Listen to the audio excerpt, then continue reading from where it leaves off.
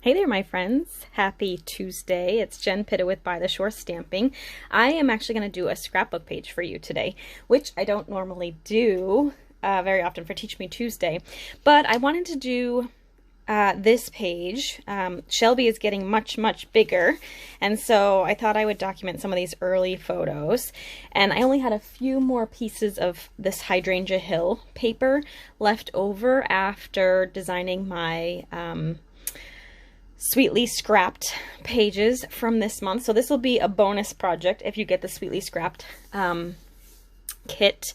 If you're not familiar with that, we put together a box of scrapbooking goodies once a month, and it's not necessarily measured and laid out for you, but we give you inspiration layouts that you can scrap lift. But it's myself and 3 other demonstrators, and we each design 3 or 4 projects, mostly scrapbooking pages.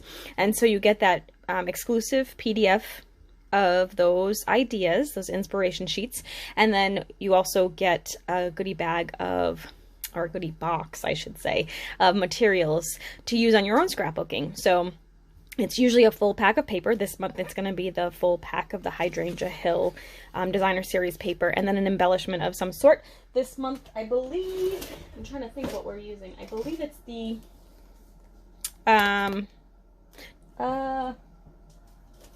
forget, I should go look at my pictures. I think it's the we did gold enamel dots last time. I think it's the pearls, maybe. I think it's just regular pearls this month. I'll have to look that up. I should probably have known that. And then you also get like 2, 4, 6 sheets of 12 by 12 cardstock that coordinate in with the paper. We get all sorts of die cuts and embellishments and little bits and pieces included in the kit as well. So it's all just kind of all packaged up cute, and then of course you can pull it out and play, and you have all the supplies right there to play with. So let's go ahead and quickly design something here. I know I want to make this one my focal because it has that purple color, which will really pop on this page. So I'm going to go ahead and actually start with a technique I use a lot, but I'm not going to do the full progressive scrapbooking, but I am going to start with a 6 by 6 piece of pattern paper, and I'm going to make that kind of my focal point on this page, but I'm not going to build it into an 8.5 by 11. So if you guys have seen me do progressive scrapbooking, that's what I normally do. I start with 6 by 6, then build to 8.5 by 11, and then build onto a 12 by 12. But this time I'm just going to do 6 by 6 and the 12 by 12 base, but I want to use this as my focal photo. The reason why I like to do that is because by kind of putting it on a 6 by 6 base, it just automatically makes it the focal of the page. So I'm going to go ahead, I have a 6 by 6 piece, and I'm going to cut this little piece down to 5.5 by 5.5, and that way I can just have a really cute little mat. Let's do it sideways like that.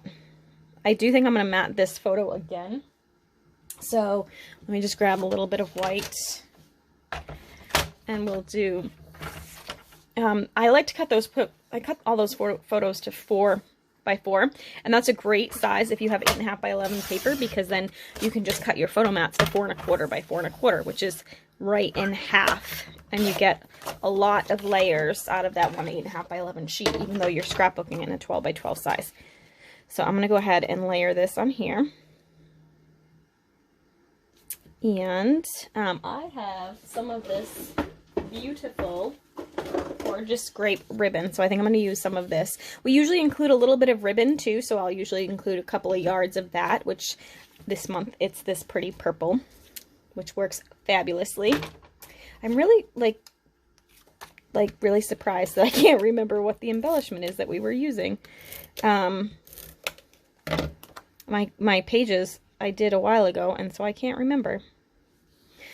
All right.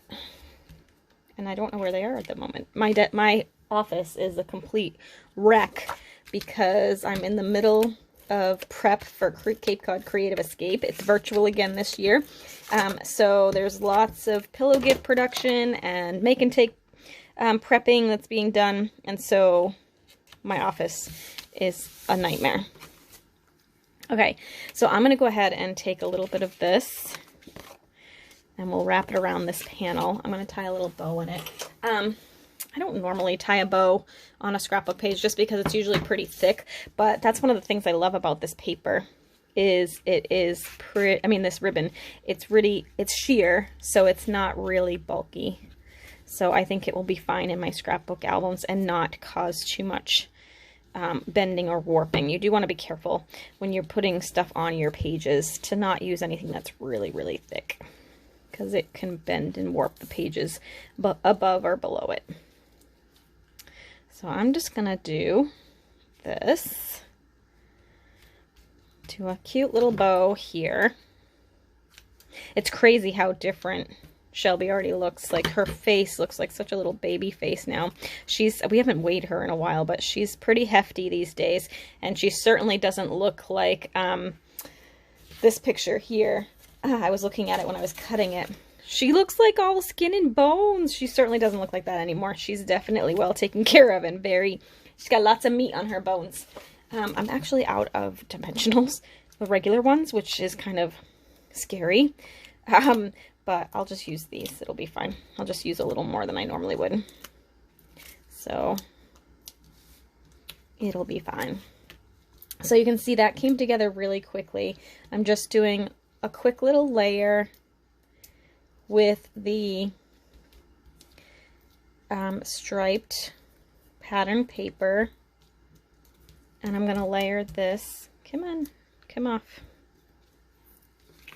I'm going to just layer this kind of tucked under the ribbon like that. Look at that cute little face. So that will be like the focal of my page. But I also want to put in some other photos, and I want to use a little more of this paper. So I think she looks like so malnourished there. It makes me kind of sad. I have this one too. I don't know, maybe I'll use the two indoor ones just because they fit better. I don't know. But I was thinking I would add this to the bottom. Like that. I did have one little piece of this here. That doesn't look right because it's like it had like hydrangeas on both sides. So I could flip it over and use the pink. She's a little girl, but I don't really have any of the paper that has pink in it. So, and like, see, this one's not long enough. But you know what I can do, actually? You know what I'm going to do? I'm going to be tricky. So when you don't have a piece that's long enough, I just want a thin little strip to kind of separate the flower pattern to the background. So I'm going to go ahead and I'm going to cut this at an inch, and then I'm just going to cut this piece in half. So it was only, what? How much was it to begin with? It was only 10 inches across. So what I'm going to do is I'm going to tape it here, and I can use my grid paper to make sure I get everything straight. Whoops, this isn't taped down, so I need to make sure I'm grabbing both pieces. So we're going to do that. And we'll tape it down like this. And then I'm going to just grab this part and overlap it, and then I'll put the other side on this side, and then I can just put that in the middle, and you'll never know that I didn't have the correct size paper, right? So let me go ahead and tape this down. I am committing so much faster than I normally do. I usually lay everything out first and then tape once I'm, you know, 100% happy with everything, but we are just going for it. So I'm going to go ahead and tape this down and tape that down.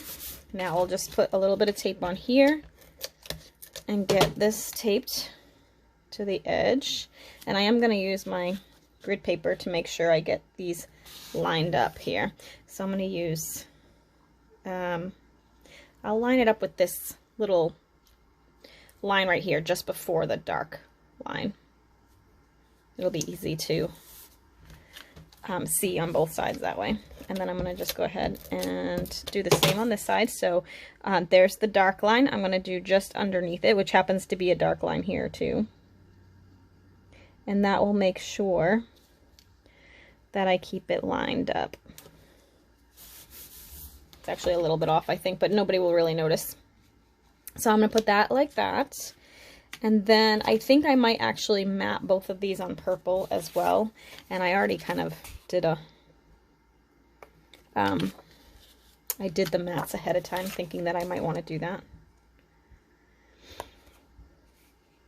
Like this. I want to kind of move this up just a little bit, but I don't want to go too far because I don't want to reveal my little secret under here, right? So I'm going to do like that. And then I want to have a little journaling section, I think. So what I'll do, oh, and you know what? I have this little piece right here, which kind of ties in.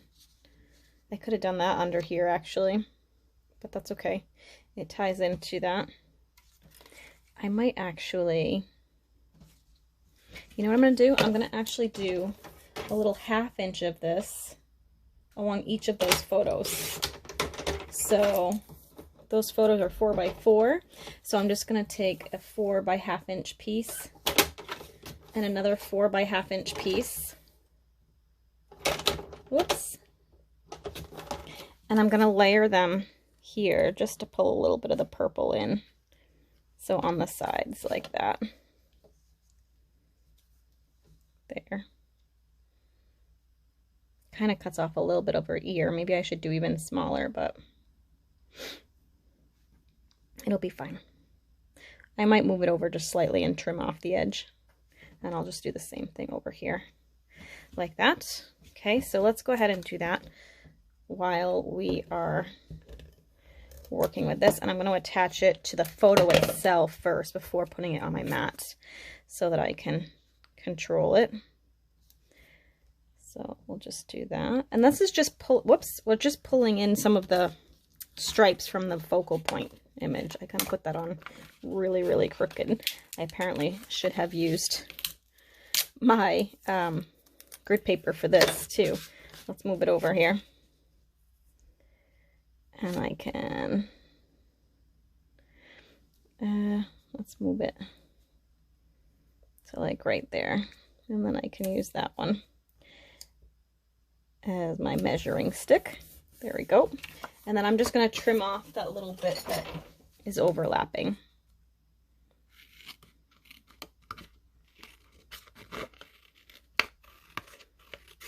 So that's a straight edge, and I'm actually a little bit over on here too. And then we'll do the same thing on this one. Whoops. And then we'll use my grid paper to get that lined up and trim off that too. I should be using my other scissors. These are not ribbons, adhesive scissors. Oi. Now I can go ahead and attach these, excuse me, to the 4 1/4 by 4 1/4 inch mats. So I'm going to just go ahead and attach that down like that, and attach this down like this, so that I have a completed mat for both of them. And then this will stay over here, and then this one's going to go over here. And then the only thing I need to add will be a little white piece for some journaling. So I would normally use like a die cut or something, but I don't have that handy at the moment. So I'm going to cut a little piece of Whisper white, or basic white I should say, cardstock. Like this. I wanted it to be 6 by 6, but this piece is not 6. I wanted it to be 6 by like 3 or whatever, but I don't have quite 6 inches on this scrap piece. So we'll do, well, first off, this is not straight, so let me cut this. And then we'll do 5 1/2 like this. So it's going to be a little bit shorter than here. And I just like to kind of tuck it under, and then I can do my journaling on there. I'm going to keep this a little bit closer. And then it's a super, super simple page. And then once I figure out what my embellishments were, because I can't remember, I'm going to go ahead and put those up here in the corner, just like 3 little dots or whatever. And I could do some stamping in the background, perhaps. But I think for now, I'm going to keep less is more. The only other thing I might do is cut one of these little hydrangeas out. Hydrangeas are a very Cape Cod-y flower, so it works. And actually, Shelby has a very naughty habit of eating our hydrangea bush, so it's kind of appropriate that it's on a page for her. We must yell at her 10 times a day for eating that bush. It'll be amazing if we see any flowers on it at all this year. Although it's got lots of green buds, so we might see something from it. I don't know. She doesn't eat it all before then.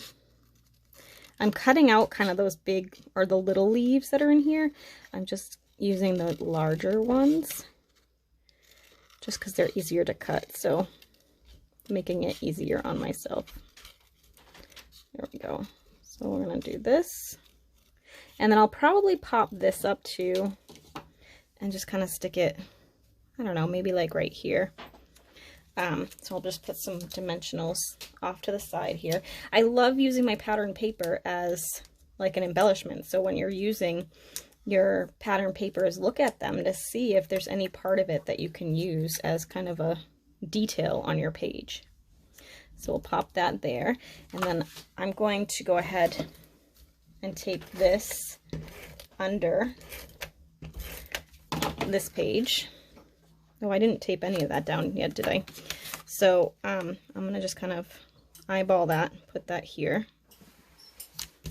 And then I'll use dimensionals for this one. Again, I don't have my regular size ones, so we're just using the minis. We'll just use a lot more than we would normally use, that's all. Like that. And you know what's good? These are not super thick, so they're not like some of the other companies that have really, really thick pop dots or whatever they're called. These are pretty thin, so they won't add a lot of bulk to your page.